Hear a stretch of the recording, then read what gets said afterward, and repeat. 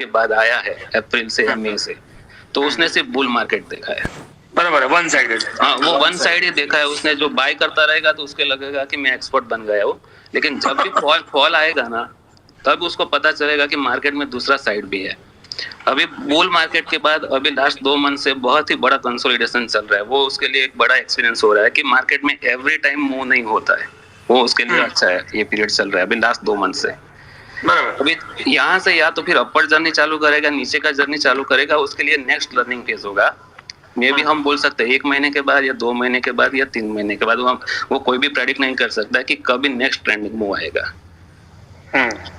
वो बिगिनर के लिए देखो, इसलिए मैं बोलता हूँ स्टार्टिंग लो कैपिटल से करो। अगर आप मास्टर हो गए तीनों फेज में, नीचे का, ऊपर का एंड कंसोलिडेशन का, आपका प्रोबेबिलिटी ऑफ विनिंग कैसा रहा वो चेक करो। अगर मोर देन 60% 70% है तो आप कैपिटल से आगे जा सकते हो, बड़े कैपिटल से।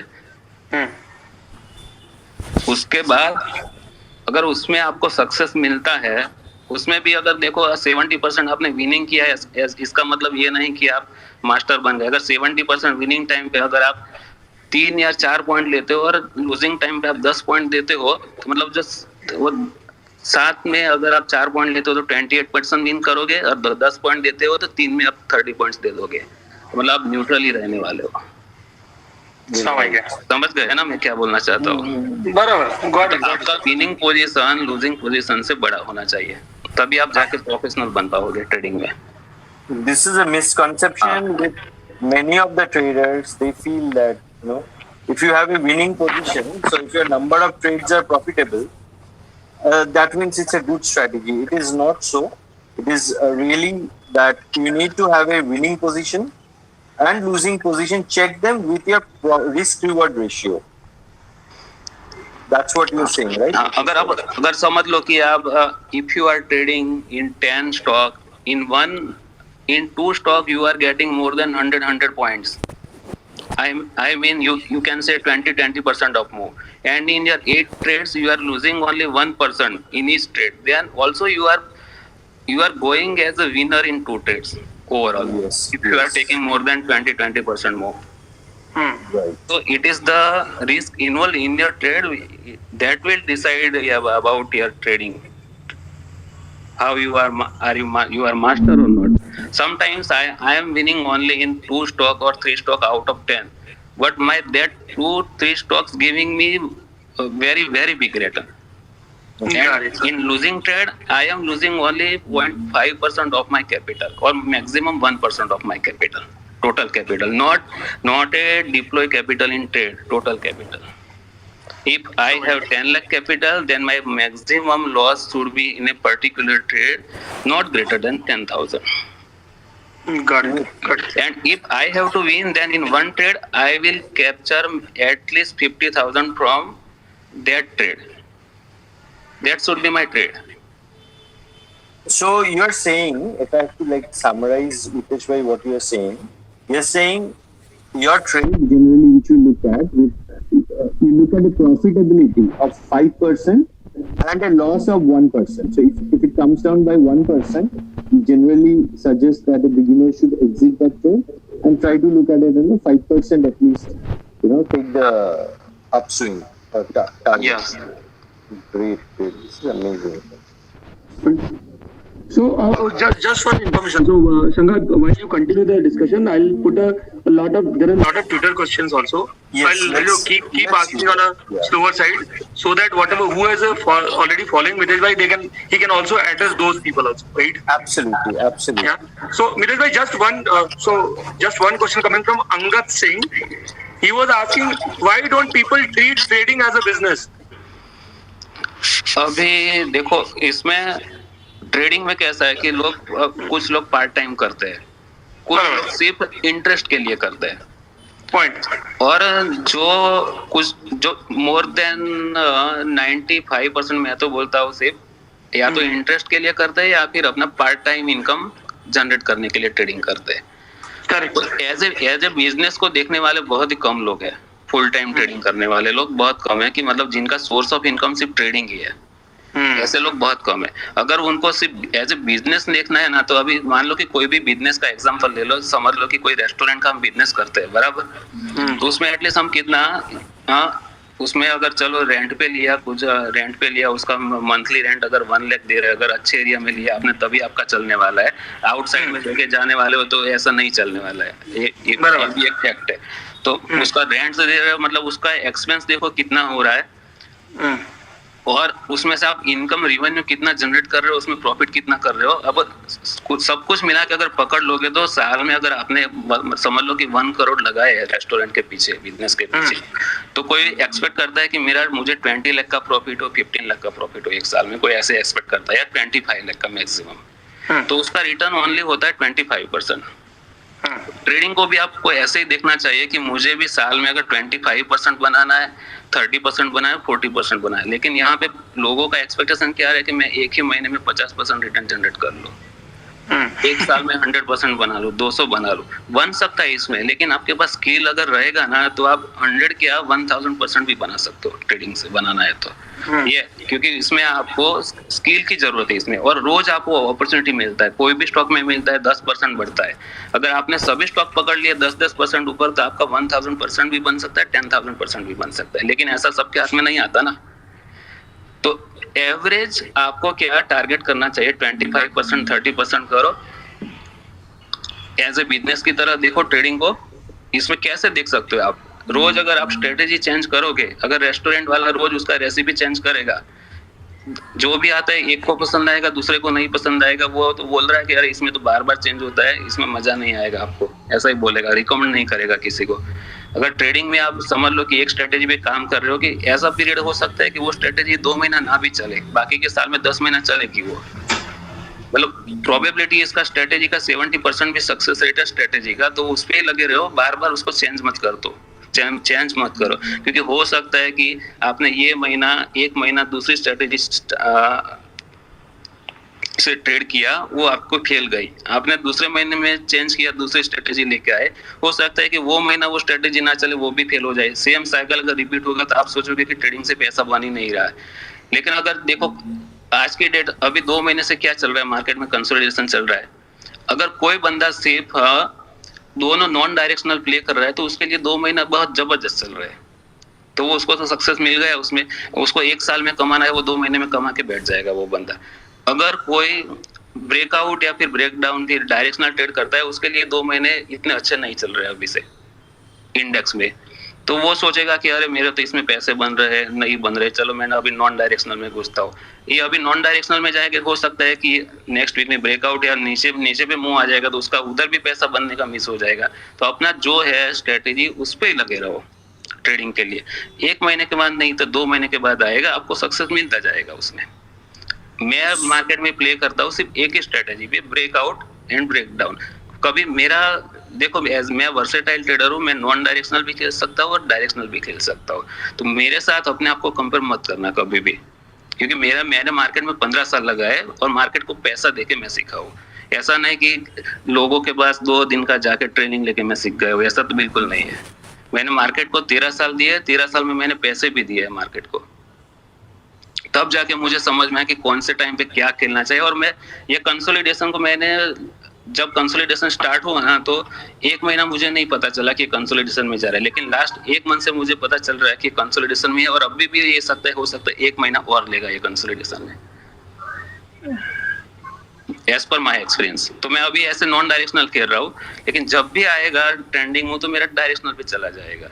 ये सब आपको कब समझ में आएगा, जब आपने मार्केट में एटलीस्ट 3 साइकिल देख चुके हैं ना, तब नए ट्रेडर्स को समझ आएगा। ये एक्सपीरियंस ट्रेडर है, उनको तो शायद समझ में आ जाएगा जल्दी, लेकिन नए लोगों को इतना जल्दी समझ में नहीं आएगा। तो आप नए लोगों को मैं बोलूंगा कि आप मार्केट में टाइम दो, फुल पैसा लगाने के पहले, और एक ही स्ट्रेटेजी पे लगे रहो, तभी जाके आपका पैसा बनेगा मार्केट से, और उसको आप एज ए बिजनेस बोल सकते हो। अभी देखो, मैं 4% का ही टारगेट रखता हूँ, लेकिन मेरे में स्किल है तो मैं 4 के 10 के या 15 भी बना सकता हूँ, 20 भी बना सकता हूँ। लेकिन मार्केट में अगर आप 4% भी अगर रखते हो टारगेट, या 3% भी रखते हो, तो भी आपका साल का मोर देन 40% रिटर्न जनरेट होता है 3% से भी। वो एक बिजनेस ही हो गया ना। अगर आप 10 लाख कैपिटल से ट्रेड कर रहे हो तो आपको साल का 40% मिलेगा तो 4 लाख रुपीज हो गया। कौन सा बिजनेस आपको 10 लाख के कैपिटल पे 4 लाख रिटर्न जनरेट करके देता है? लेकिन यहाँ पे लोगों को सिर्फ यहाँ पे विद इन 1 मंथ में 50% रिटर्न चाहिए, 100% रिटर्न चाहिए। और लेकिन ऑप्शन बाइंग में क्या होगा, आपका मिल जाएगा 100% भी मिलेगा, 200% भी मिलेगा, लेकिन आदत लग जाएगी ना। एवरी डे तो ट्रेंडिंग मूव नहीं आते हैं ना, कभी उनका पैसा धीरे धीरे चला जाएगा। अगर वो भी डिसिप्लिन में बैठ के करेगा, ऑप्शन बायर डिसिप्लिन में पूरा पैसा डाल के नहीं है, तो वो भी पैसा सेम ऐसा बना सकता है। लेकिन उसको सेलर से ज्यादा ऑप्शन बायर की स्किल रहती है, सेलर से ज्यादा, क्योंकि उसको डायरेक्शन कैच करना है राइट टाइम पे और एग्जिट लेना है वो भी राइट टाइम पे। वो ओनली स्किल बंदा कर सकता है, स्किल ट्रेडर ही कर सकता है, और कोई नहीं कर सकता।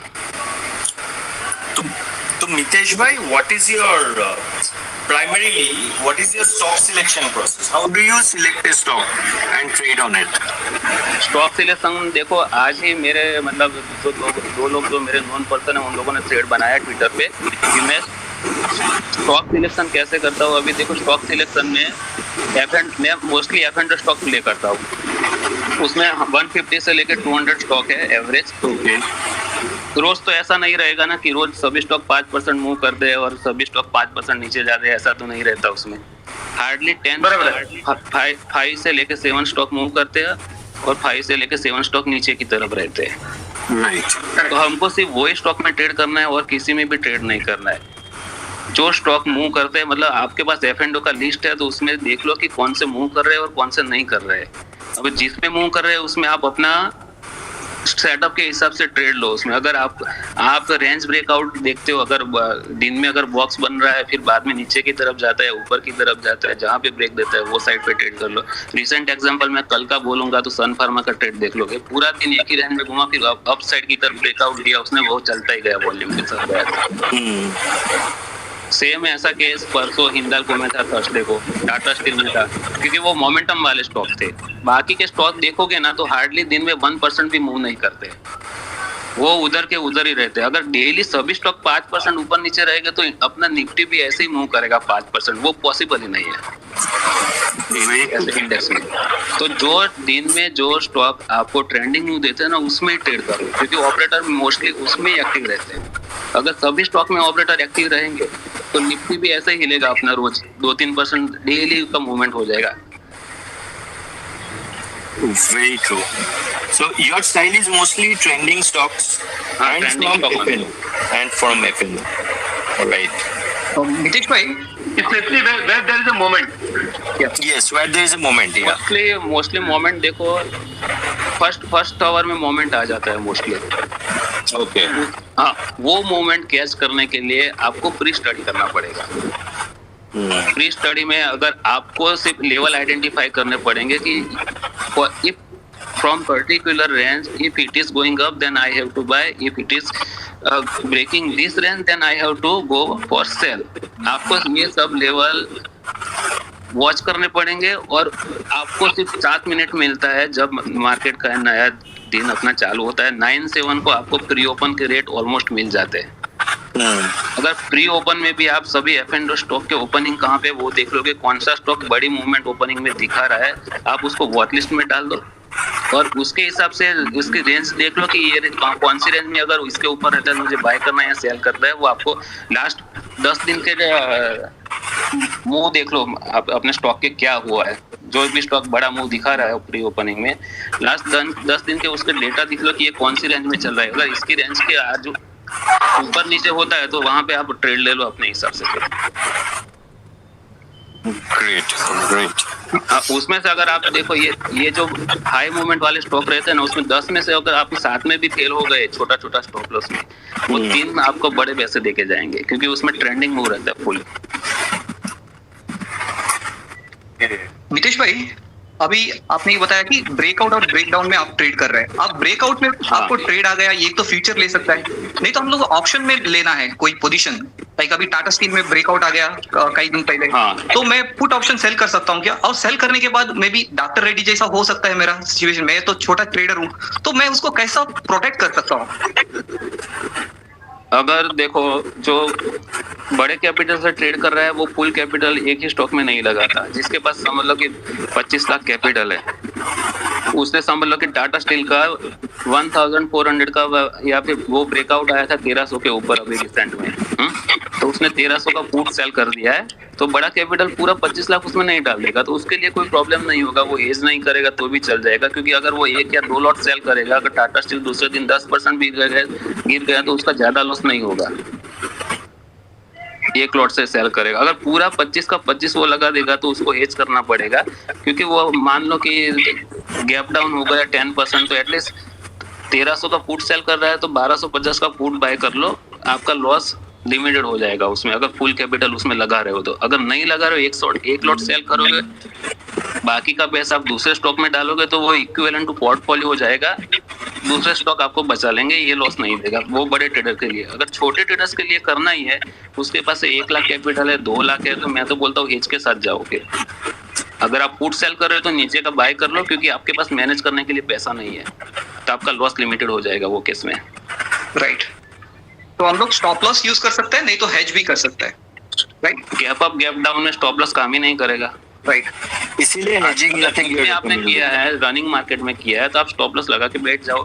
अगर 15 पे सेल किया है, आपका मैक्सिमम लॉस आपको 8000 ही देना है, तो उसका 850 का लॉट है, 25 का स्टॉप लॉस लगा के बैठ जाओ। राइट,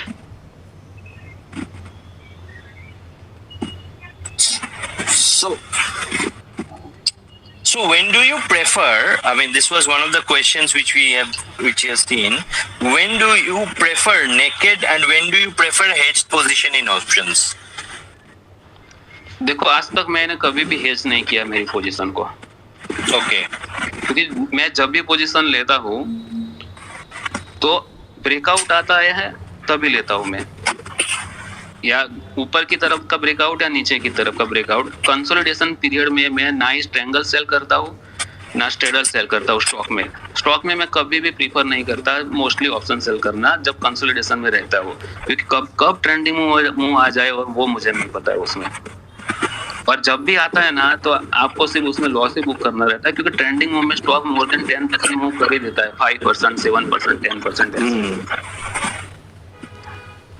तो कंसोलिडेशन पीरियड में आप बना लोगे पैसा। कंसोलिडेशन में 2 महीने का कंसोलिडेशन रहता है, 1 महीने का, लेकिन जितना आप 10-10 पॉइंट बनाओगे 2 महीने में, 2 महीने का अगर 10-10 वाला स्ट्रैंगल बेचा आपने 20 पॉइंट बना लिया ऐसे, लेकिन एक मूव आ जाएगा तो वो सीधा आपका 20-30 पॉइंट तो लेके चला जाने वाला है, तो लास्ट में आपके पास कुछ नहीं आने वाला है। तो बेटर है कि ब्रेक होने तो एक बार रेंज, तब जाके डिसाइड करो। अभी जिसने भी देखो Tata steel continuous up trend में चल रहा है, तो पुट बेचेगा, अगर कॉल बेचेगा, स्ट्रैंगल बेचेगा, तो उसको कॉल में लॉस ही हो रहा है।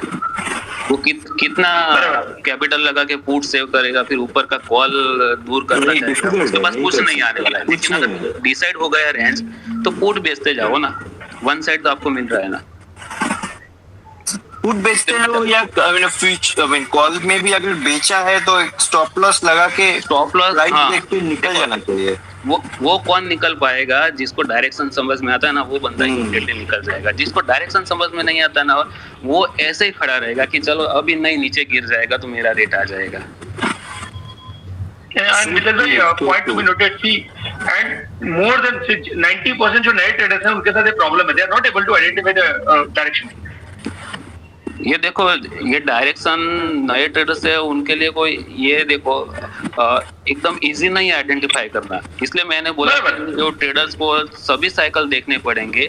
एक बार उसने अप देख लिया, डाउन देख लिया, फिर कंटिन्यूअस कंसोलिडेशन वाला देखा, फिर दूसरी बार जब वो एक्सपीरियंस करेगा ना, एक बार देखने के बाद डाउन मूव में वो फिर बाद में पैसा बना सकता है कि नहीं बना सकता है। तो अगर डाउन में वो बना सकता है तो तब उसको समझ में आया कि उसने डाउन साइड का डायरेक्शन कैच कर लिया। फिर जैसे अप साइड का आ गया तभी वो समझेगा कि चलो मैंने अप साइड का, तो फिर जब वो सेल करेगा उसको लगेगा ना कि अप साइड का डायरेक्शन चालू हो गया, तो वो एक्सपीरियंस ट्रेडर रहेगा, वो इमीडिएटली कॉल से एग्जिट हो जाएगा अगर सेल है उसका।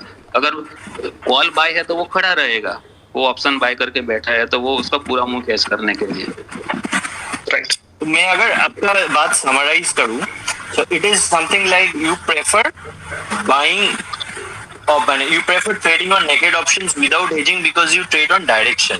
Yes. In stocks, and you recommend not to write stock options for initially, at least for beginners. हाँ, Because you never know when stock he option में will get yes. Stock option में इसलिए recommend नहीं कर रहा हूँ कि उसमें इंडेक्स से ज्यादा बड़ा मूव आता है स्टॉक ऑप्शन में. So you are saying that in a way, for writing also, if someone wants to is very keen on writing, so maybe he can look at writing the index weekly options. Yes, index weekly or monthly, any option. Any of the option, because उसमें उतना volatility नहीं आता है, हाँ. swings नहीं आता है, तो बच जाएगा, उतना नहीं जाएगा उसका. And he should learn how to check out direction, and based on that, at least put a stop loss, even if he has put in some kind of strategy in place. Yes. Right. So right. basically, Shaka, moral of the discussion is you should not try everything at one go. Absolutely. So start with index. If you want to trade in stocks also, index also, then it will be a big pain for you. So start with index, which Mrs. Rai have told ki if you don't forget about कि आप sell या buy नहीं कर सकते stocks में. Don't even touch a stock. If you are learning, start with index. You have always a better opportunity over there.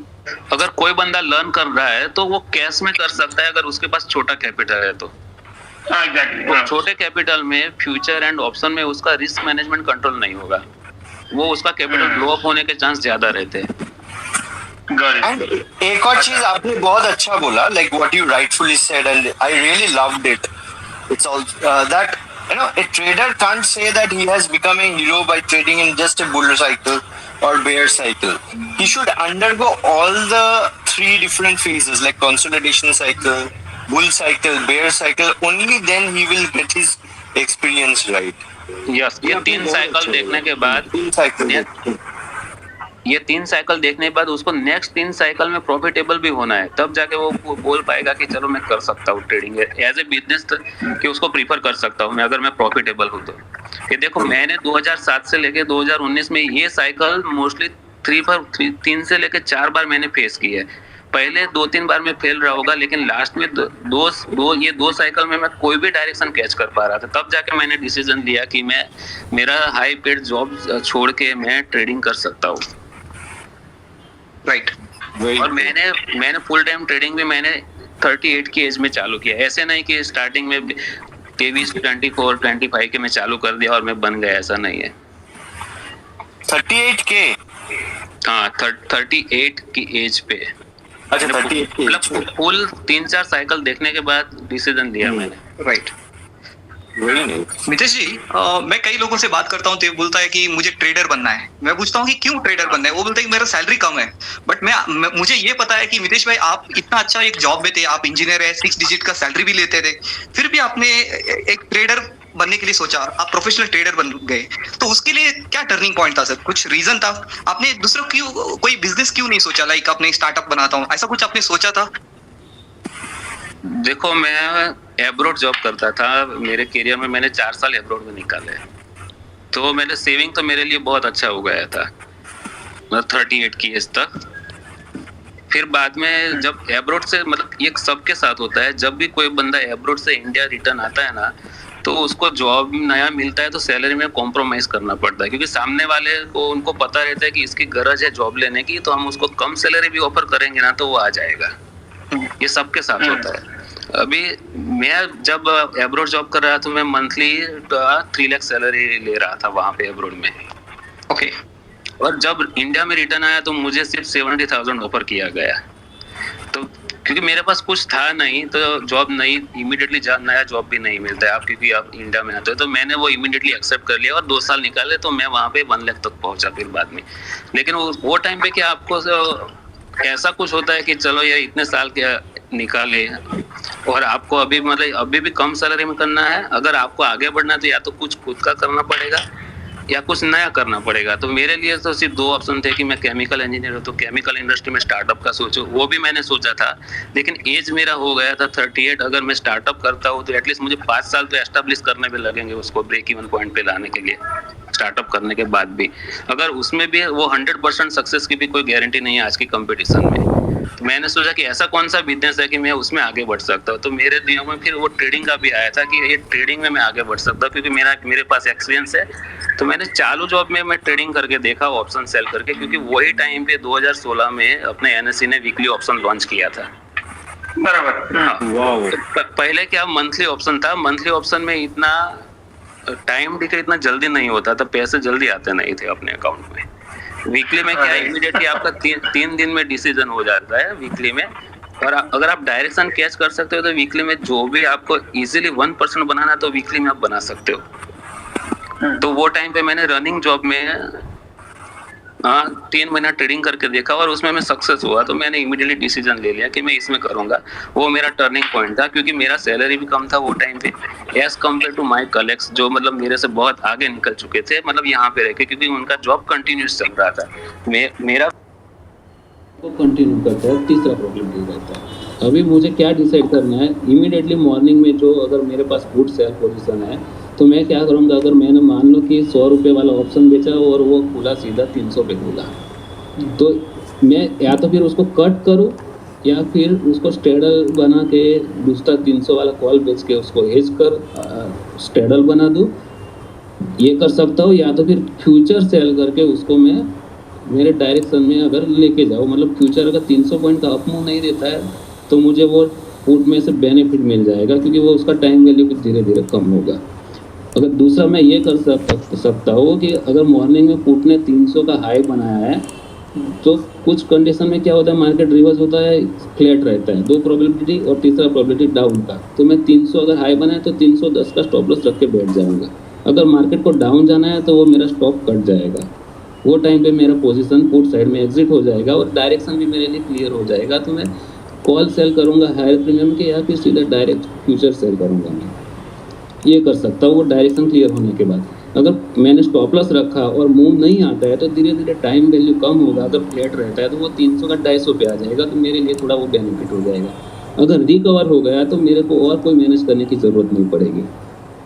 समझ गया।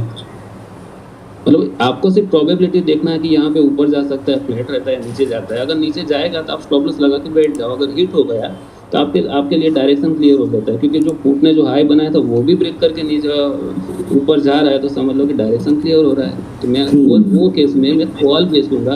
अगर समझ लो कि मैंने 35,000 का पुट बेचा था और पिछले दिन मार्केट चल रहा था 35,500 और सीधा गैप डाउन खुला 500 पॉइंट और 35,000 बैंक निफ्टी इंडेक्स आ गया।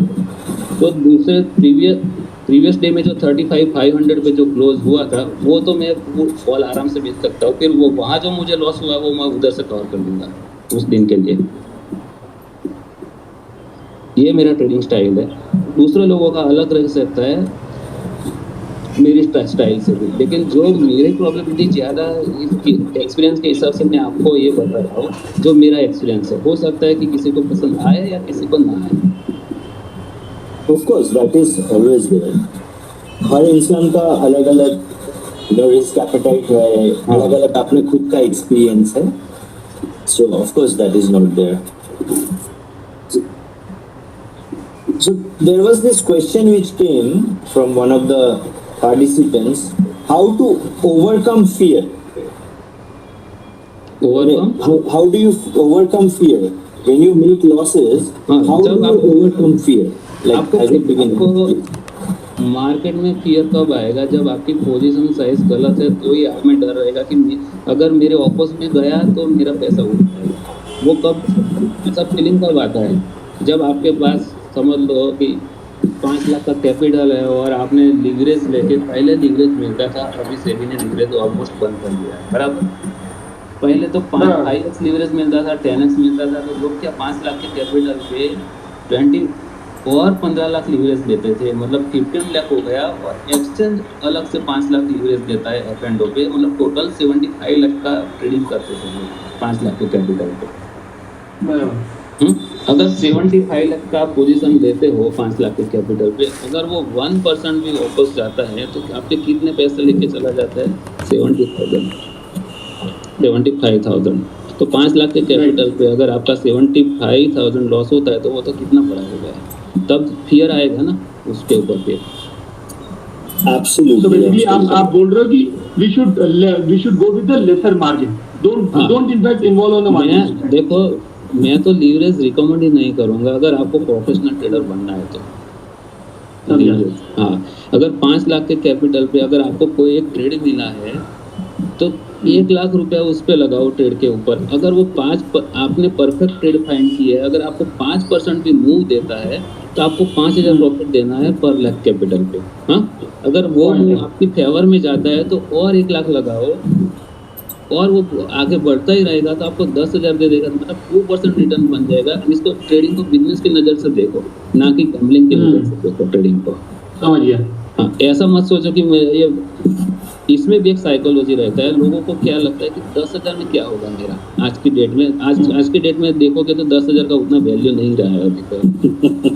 हाँ, तो अगर साइकोलॉजी अगर ऐसा रहता है आपका कि 10,000 में मेरा कुछ नहीं होने वाला, 5 लाख पे मुझे 50,000 प्रॉफिट है, तो कैपिटल बड़ा लेके आओ या फिर सेटिस्फेक्शन रखो परसेंट के हिसाब से। परसेंट रिटर्न देखो, नॉट की फिगर क्या मिल रहा है आपको। This is very important which you told.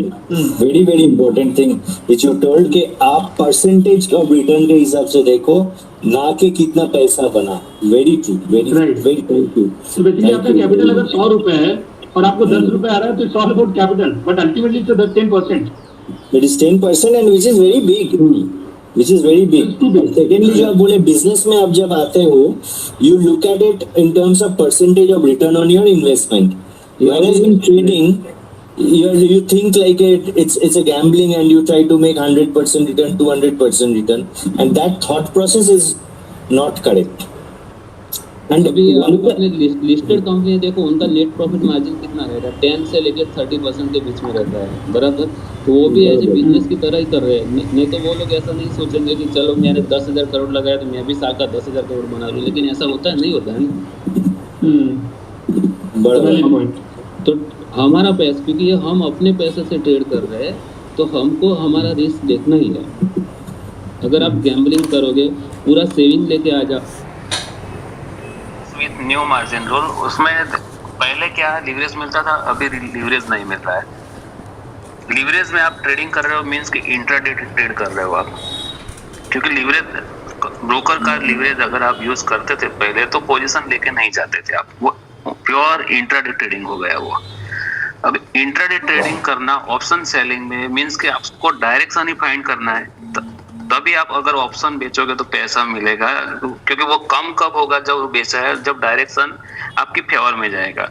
तो बेटर है अगर आप डायरेक्शन ही फाइंड कर रहे हो तो सेल करने के बजाय ऑप्शन बाय करो ना, क्योंकि पॉइंट्स तो वही मिलने वाले हैं आपको जो सेलिंग में जाने वाला है, डीके होके मिलने वाला है, वो आपको बाइंग साइड में अगर आपने पुट बेचा है वो कब मिलेगा, जब बैंक निफ्टी या निफ्टी अगर जो भी अंडरलाइंग बेचा है आपने उसका वो ऊपर जाएगा, तभी वो उसमें प्राइस कम होने वाला है।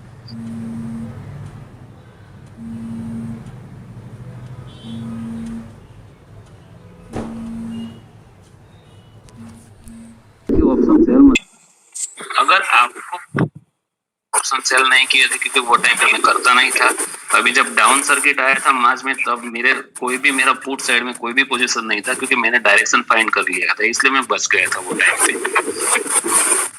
इंडेक्स में हार्ड लोग बोलते हैं कि मैंने इंडेक्स में भी बेचा, रोज थोड़ी इंडेक्स में 10% का मूव आता है, नीचे बैठ जाएगा आपका पैसा चला जाएगा, ऐसा तो नहीं होता है ना। प्रोबेबिलिटी क्या रहता है इंडेक्स में, कोई भी इवेंट्स रहता है, देखो मेजर अपने इवेंट्स क्या रहते हैं, एक इलेक्शन का इवेंट है, इलेक्शन रिजल्ट का इवेंट रहता है, उसमें बड़ा मूव आ सकता है। फिर दूसरा, अगर मान लो कि कल पीएम को कुछ हो गया तब भी जाके मार्केट क्रैश हो जाएगा। दूसरी बार 2000 का नोट बंद कर दिया नरेंद्र मोदी ने, तो भी हो सकता है नीचे की साइड पे। डिमोनेटाइजेशन फिर से कर दिया, मतलब कुछ भी, चलो लॉकडाउन लगा जाए 2 महीने का ना, एक थर्ड वेव आ गया, तभी जाके मार्केट में भी क्रैश हो सकता है वो टाइम पे भी, ये भी पॉसिबिलिटी रहती है।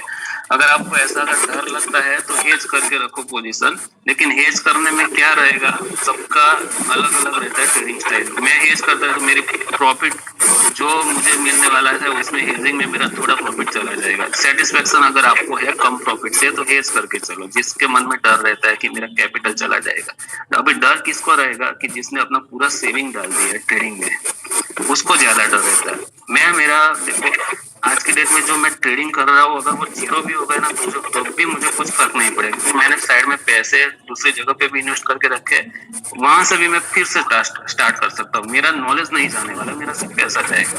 अगर कुछ भी हो गया तो मैं फिर से लोगों को ट्रेनिंग देके भी मैं पैसा कर सकता हूँ, वो चीज आप नहीं कर पाओगे, क्योंकि मेरे पास नॉलेज है, मैं नॉलेज देके भी पैसा वापस कमा सकता हूँ। ये मेरे पास एक एक्स्ट्रा बेनिफिट है। पूरा का पूरा पैसा ट्रेडिंग में मत डालो, आपको फियर नहीं रहेगा कभी भी।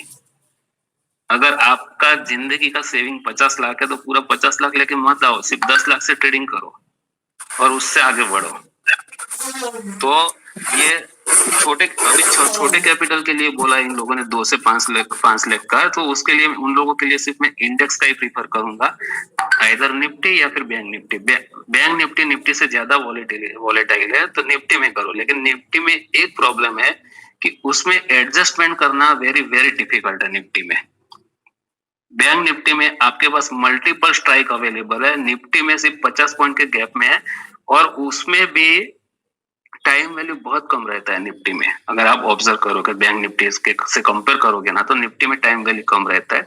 अगर वो निफ्टी में पास में आता है तो आपको या तो फिर स्ट्रेडल बनाना पड़ेगा या इन्वर्टेड स्ट्रैंगल करना पड़ेगा, उतना डिफिकल्ट हो जाता है निफ्टी में हैंडल करना। जब निफ्टी में मूव आता है तो आपको लॉस ही बुक करना पड़ता है निफ्टी में। निफ्टी में प्रोबेबिलिटी बड़े मूव की बहुत ही कम है, लेकिन आज के डेट में तो उसमें भी अभी बड़े मूव आ रहे हैं, क्योंकि उसमें वीकली एक्सपायरी आ गया है। तो इसलिए मैं निफ्टी कभी नहीं कर रहा, सिर्फ ओनली मैं बैंक निफ्टी कर रहा हूँ कि बैंक निफ्टी में मुझे एडजस्टमेंट के लिए बहुत सारे स्ट्राइक मिल जाते हैं। और मैंने अभी 2-3 वीक पहले ही एक मैंने ऑप्शन का मेरे 2 स्टूडेंट ने शेयर किया था, उसमें मैंने पूरा क्लियर लिखा है कि मैं सपोर्ट एंड रेजिस्टेंस आइडेंटिफाई करता हूँ, और रेजिस्टेंस के ऊपर कॉल सेल करूंगा स्टार्टिंग में, और सपोर्ट के नीचे पुट सेल करूंगा। जब भी अगर ब्रेक होता है तो मेरे पास मार्जिन रहता है एडजस्टमेंट करने के लिए या फिर एग्जिट करने के लिए। सेम ये नए लोग ये भी अप्लाई करके प्रैक्टिस कर सकते हैं, ये 1-2 लाख वाले। और इस पर्सन का टारगेट रखो मंथली 4%, 2 से लेके 4%। बिजनेस की तरह ट्रेडिंग करो, आपको सक्सेस मिलेगा। अगर गैम्बलर बनोगे तो या तो फिर आप ऊपर उठ जाओगे एकदम, मतलब 2 लाख का 5 लाख भी बन जाएगा, 2 लाख का 0 भी हो जाएगा। लेकिन वो 2 लाख का 5 बनेगा ना, वो आदत आपकी जाने वाली नहीं है। इसमें पैसा था, वो 5 का वापस 0 होता ही है वो, क्योंकि मेरे साथ भी हुआ है।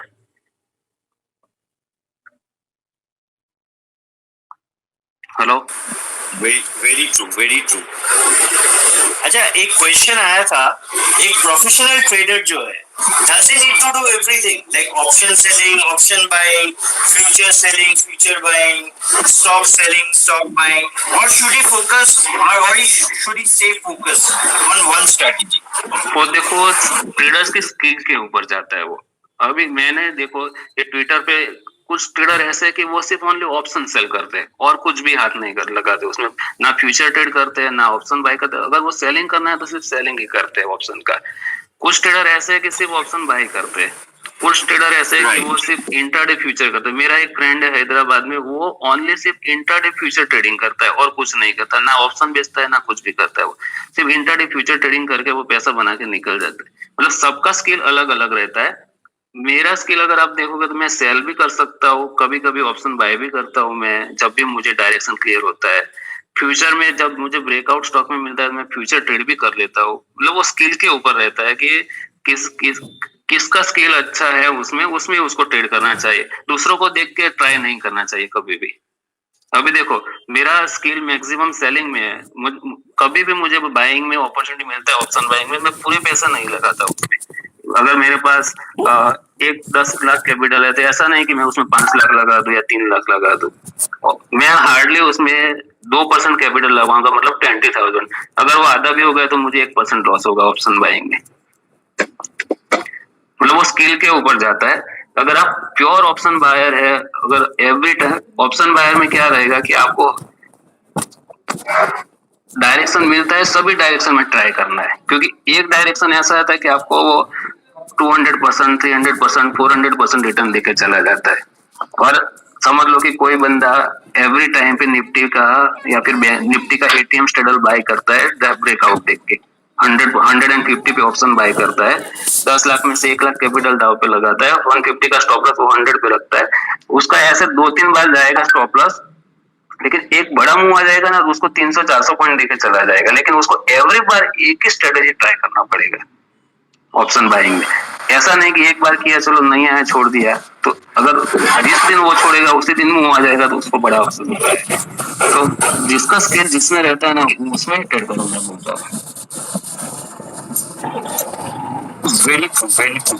मेरा एक क्वेश्चन है, like for example if let's say I got a direct hit, so let's say I get a breakout, तो मुझे फ्यूचर बने let's say bullish breakout, so should I be buying a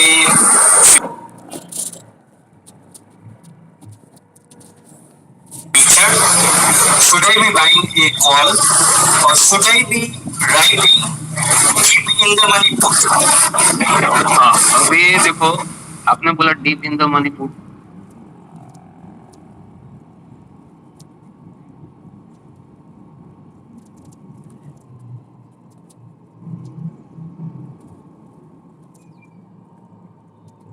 right करना है तो better deep in the money right करते हो, better future bye कर लो। और आपको 100% एब्सोल्यूट क्लिक गेन लेना है तो फ्यूचर बाय कर लो सीधा, क्योंकि ना उसमें टाइम वैल्यू कुछ भी नहीं है, जैसे मूव होगा वो आपका पूरा गेन आपको मिलेगा। कॉल में बाय करते हो तो आपको वो जो time value deep in the money समझ लो कि ये सन फार्मा का समझ लो कि 700 कल 720 पे ब्रेकआउट आया, अगर किसी को 720 के रेट पे फ्यूचर बाय नहीं करना है, डीप मनी वाला 700 का कॉल बाय कर लेगा तो क्या उसमें 10 पॉइंट टाइम वैल्यू रह सकता है, तो उसको सिर्फ 10 पॉइंट कम मिलेगा। लेकिन अगर वो 720 से 650 आ गया तो उसका मैक्सिमम लॉस तो सिर्फ उसी दिन तो जीरो नहीं होने वाला है, या 20 पॉइंट्स रहेगा या 15 पॉइंट्स रहेगा उस दिन के लिए। तो फ्यूचर ट्रेडिंग में आपको अगर वो 10 पॉइंट भी नहीं छोड़ना है ना, तो मैं तो बोलता हूँ तो फ्यूचर बाय करो। अगर 10 पॉइंट आप चलो मान लो कि छोड़ दिए तो 700 का कॉल बाय करो। अगर आपको लगता है कि मैंने बाय किया और यहाँ से फ्यूचर ऊपर नहीं गया और सेम ही रेट पे रहा तो मुझे कुछ बेनिफिट नहीं मिलेगा, तो 700 या 690 का पुट बेचो, वो वहां पे रहेगा, तो पुट का जो टाइम वैल्यू डिक्रीज होगा वो आपका प्रॉफिट होगा, और उसमें आपको डर भी नहीं लगेगा कि 720 का फ्यूचर अगर 710 आएगा तो एब्सोल्यूट 10 पॉइंट का लॉस होगा। वो पुट में अगर 690 का आपने सेल किया है तो अगर वो 700 या 690 से 720 के बीच में रहेगा ना, धीरे धीरे तो भी आपको प्रॉफिट दिख जाएगा, मतलब प्रोबेबिलिटी कहाँ मिलता है वो आपको दिख जाएगा। और अगर फ्यूचर में क्या आपको अनलिमिटेड रिटर्न है, वो जितना ऊपर जाएगा उतना मिलेगा। पुट सेल में आपका लिमिटेड प्रॉफिट है, वो आपके अभी सेटिस्फेक्शन के ऊपर जाता है कि आपको कितना चाहिए। मैं देखो मैंने जैसे पहले बताया कि मैं ऐसे बिजनेस देखता हूँ, अगर मुझे पुट सेल करने से मुझे अगर 2% रिटर्न मिल जाता है तो मैं वो प्रीफर करूंगा, क्योंकि मुझे 2% करके मेरा कैपिटल बढ़ाना है। समझ गया पॉइंट, ठीक है। I think important point for everyone. So मेरे लिए क्वेश्चन तो बहुत सारे हैं, अभी 1 घंटा 2 घंटा क्या पूरा दिन हमारे लिए कम पड़ेगा आपके। हाँ हो सकता है। So but just last question, I think then we wind up and we'll try to do some other day. So then the gentleman, so उन्होंने 3 क्वेश्चन पूछा बैक टू बैक।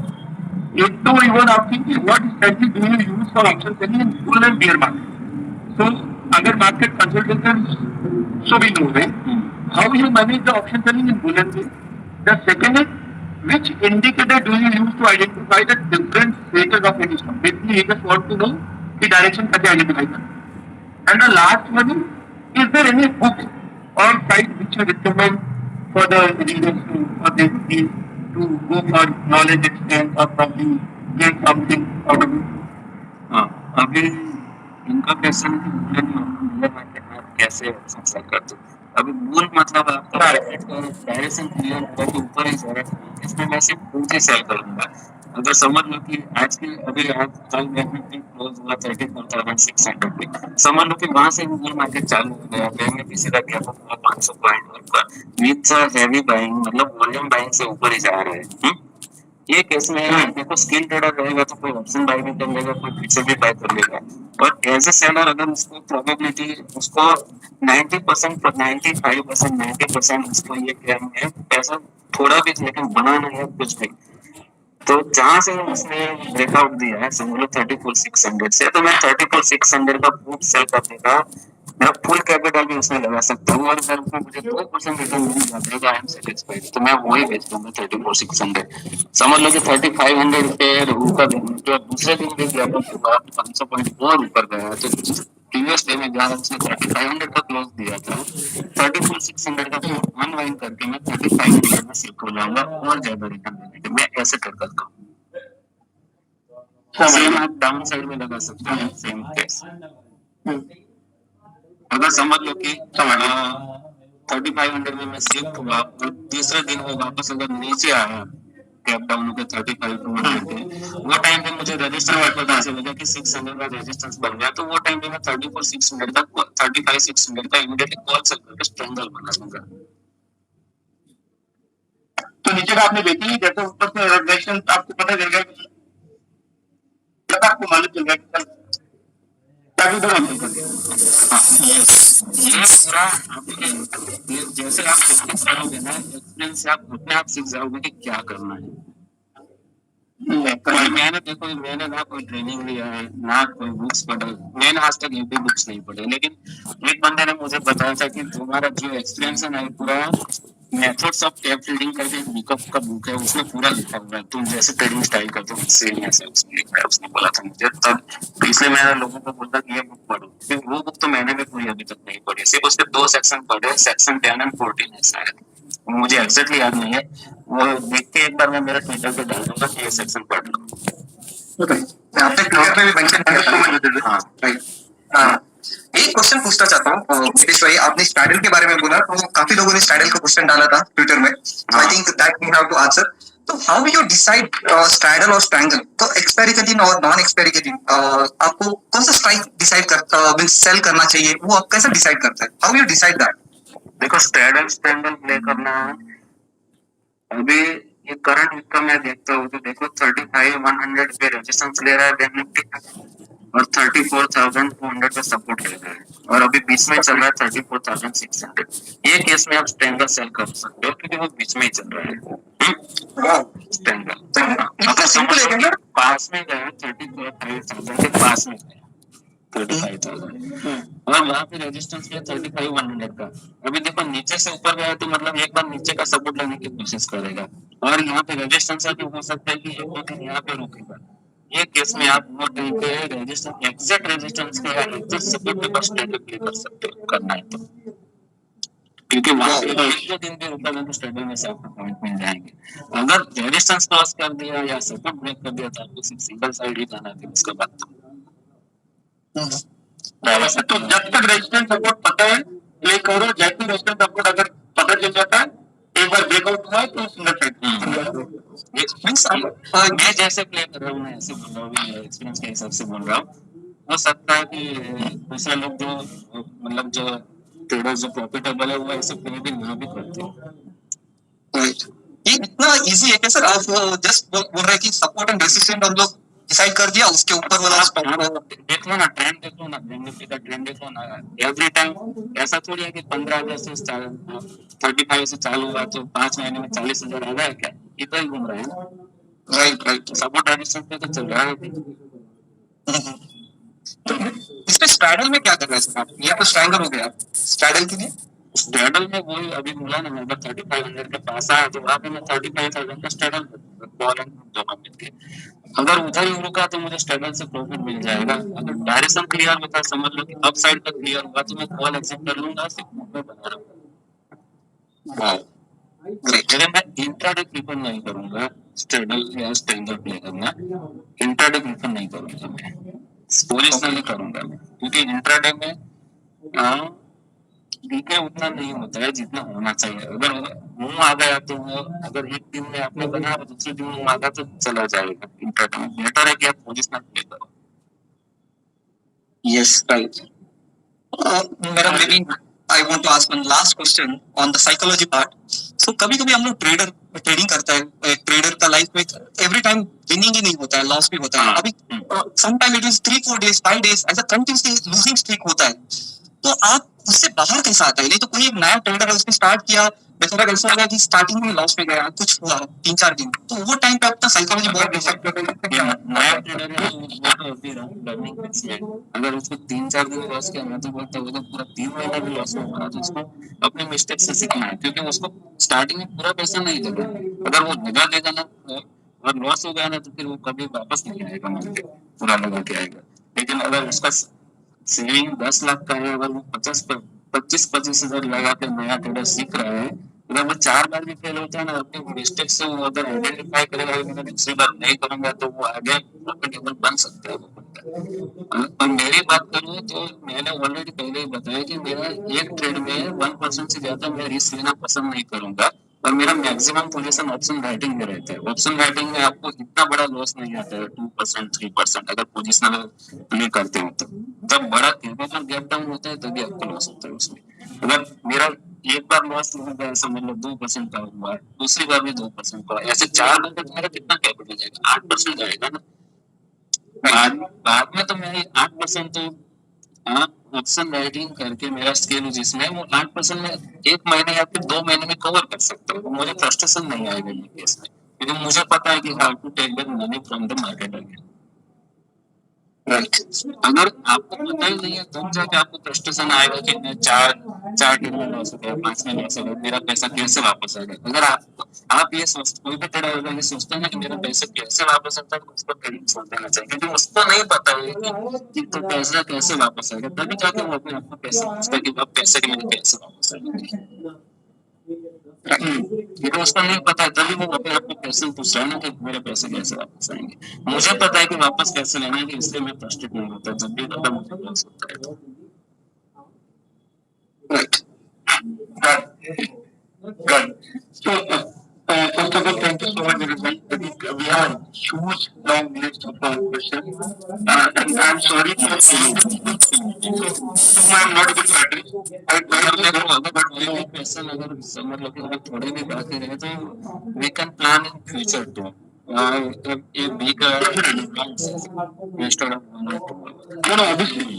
ऐसे कुछ करेंगे and try to do I'll plan somewhere others. अगर ये Twitter catch करता है तो we'll try to something. यहाँ पे टेक्नोलॉजी चैलेंजेस ना हो. Exactly. So YouTube और या कोई और प्लेटफॉर्म, because जिस टाइप के क्वेश्चन है हमें करना ही पड़ेगा, because a lot of people want to learn. And thank you so much, Vinay भाई, आपने जो pointers बोले, I think each and every word. As a trader, I know how important it is. For a new beginner, probably they start looking for कि क्या गलतियाँ की उन्होंने, and what is the most important part while you are trading. Option trader जो experience है उनके लिए बहुत सारे नए points हैं. People who are already doing option trading, they have already they are already might be following you to know how to do that. Thank you so much, each and everyone. We have, and extremely sorry from our end, we have almost 2 times crashed to that message. Still, I can see almost more than 2,500 people are there, and it shows how popular it is right here. So, big thanks to you. And with that, we'll definitely plan, because it is the requirement for most of the millennials or the new traders. We'll try to do some event very soon. Okay, that's sure, we will definitely come. Thank you very much for all listeners. We will come back with another mega session. Thank you. That will not be any webinar or anything. Okay. And this is something which we also in Paytm believe in. That is the reason हम लोग अपना we are doing some workshops in our community space where you can come and attend free lectures on different speakers and enjoy and keep upgrading. I think what we learned from Mitesh bhai today is very important, that we should treat it like a business, and all the knowledge which he gave is really heartbreaking for many beginners, of course, and even for people who have been to trading. And thank you, Alok, for your time. Alok, as I shared, is our features and options head.